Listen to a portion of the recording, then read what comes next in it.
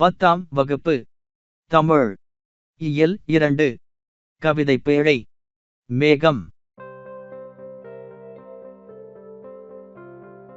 மேகங்கள் மிகவும் மென்மையானவை. இதழ் முகிழ்க்கும் மழலையின் கன்னம் போல அல்லது காது குருத்து போல. மேகங்கள் மிகவும் மென்மையானவை. இதழ் முகிழ்க்கும் மழலையின் கன்னம் போல அல்லது காது குருத்து போல.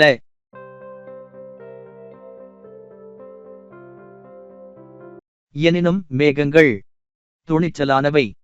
முதுகை கொடுத்து சூரியனை மறைக்கும் போது.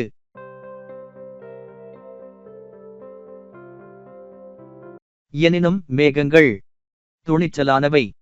முதுகை கொடுத்து சூரியனை மறைக்கும் போது.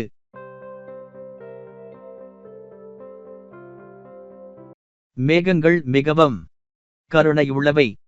தாகங்கள் தீர்க்கும் போது. மேகங்கள் மிகவும் கருணையுள்ளவை. தாகங்கள் தீர்க்கும் போது. மேகங்கள் மிகவும் அழகானவை. மலை முகடுகளில் நடை பயிலும் போது. மேகங்கள் மிகவும் அழகானவை. மலை முகடுகளில் நடை பயிலும் போது.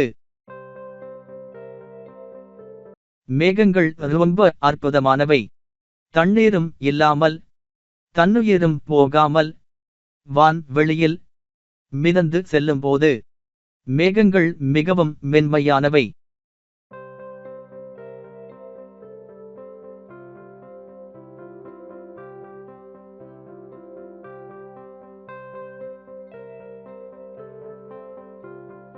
நூல் வெளி. முகம்மது ரில்பி என்னும் இயற்பெயரைக் கொண்ட நாகூர்ரூமி தஞ்சை மாவட்டத்தில் பிறந்தவர். இவர் 80களில் கணையாழி இதழில் எழுதத் தொடங்கியவர்.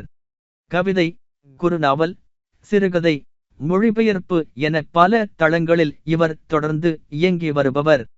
சுயமுன்னேற்றம் பற்றி எழுதியும் பேசியும் வருபவர்.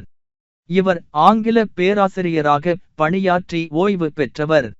இவரது நதியின் கால்கள், 7வது சுவை, சொல்லாத சொல் ஆகிய 3 கவிதை தொகுதிகள் வெளியாகியுள்ளன. மொழிபெயர்ப்பு கவிதைகள், சிறுகதை தொகுதிகள் ஆகியவற்றுடன் கப்பலுக்கு போன மச்சான் என்னும் நாவலையும் இவர் படைத்துள்ளார்.